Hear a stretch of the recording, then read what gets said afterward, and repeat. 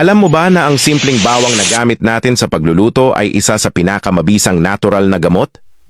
Matagal na itong ginagamit sa herbal medicine dahil sa taglay nitong alisin, isang compound na may napakalakas na healing power.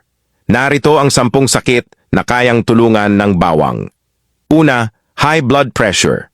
Nakakatulong ang bawang na i-relax ang blood vessels at pababain ang presyon ng dugo. Pangalawa, mataas na kolesterol. Pinipigilan ng bawang ang pagdami ng bad cholesterol at tinutulungan ang good cholesterol na gumana ng maayos. Pangatlo, sipon at ubo.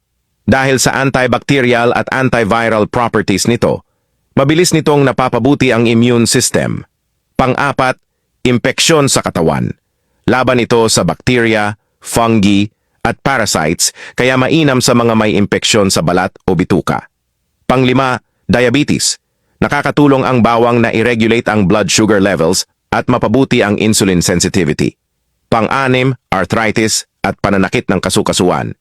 Dahil may anti-inflammatory effect, nakakabawas ito ng pananakit at pamamaga. Pampito, sakit sa puso.